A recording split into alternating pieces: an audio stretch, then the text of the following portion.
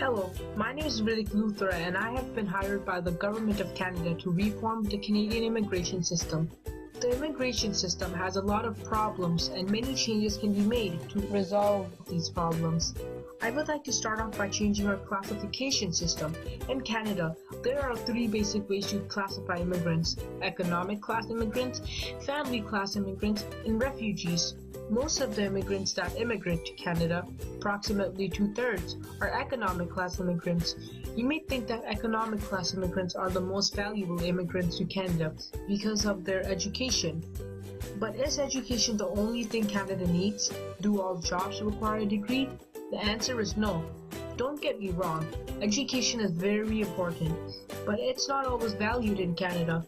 It's very common for a doctor who has performed surgeries on many people outside of Canada to be driving a taxi in Canada. Because of this, I have decided to introduce another way to classify immigrants: labor immigrants.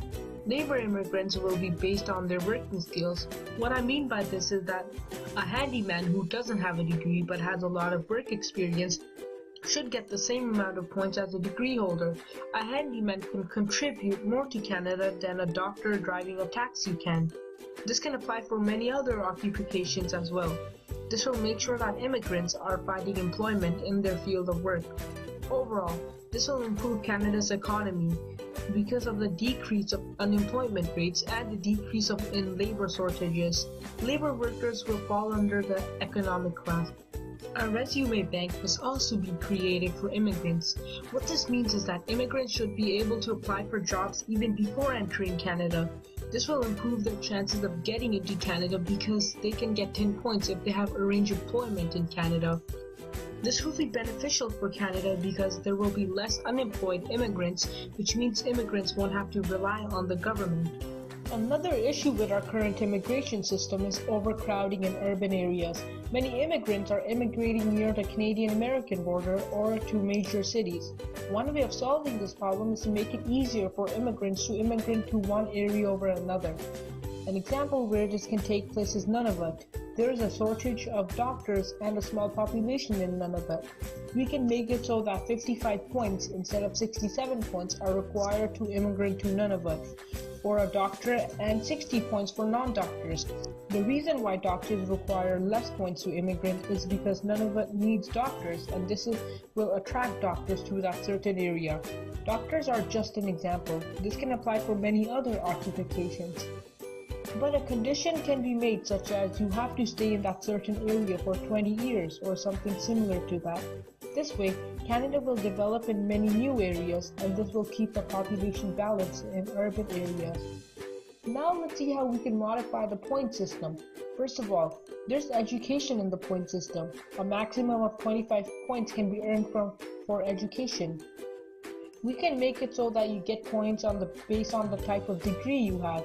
So let's say that two different people get a bachelor's degree that takes 4 years to get. One in computer science and another in psychology. With the current point system, both people would get the same amount of points, which is not fair. A degree in computer science is much harder to achieve than one in psychology. The person who has a degree in computer science also has more to offer to Canada and more job opportunities. The person with a high-end bachelor's degree should get 21 points, and someone with a low-end bachelor's degree should get 15 points. This way, Canada will only get talent and skills that are needed, not useless skills. Secondly, we have language ability. You can get up to 24 points for English and 4 points for French. The problem I find here is that many people don't know French. Even in Canada, not everyone can speak French. 4 points should be given for any language, not just French. It can be anything from Hindi to Mandarin. Many of the immigrants have their own native language. This will make Canada more diverse. Next, we have work experience. The problem with work experience is that you only get points for paid work experience. You don't get any points for helping a community or volunteering. You should get 4 points for a year of volunteering, and that should be the maximum points you can get. This will make sure that Canada is accepting immigrants that are hardworking and don't give up easily, because everyone isn't willing to work for a year for free. This will mean that these immigrants will most likely contribute to Canada in a good way because of their determination. No changes should be made to age. Getting 12 points if you're between the ages of 18 to 35 is a good range because Canada needs a lot of young people to fill the jobs once the baby boomers retire. Lastly, adaptability should also be kept the same because if someone already has a family member living in Canada, it will be much easier for them to settle in Canada.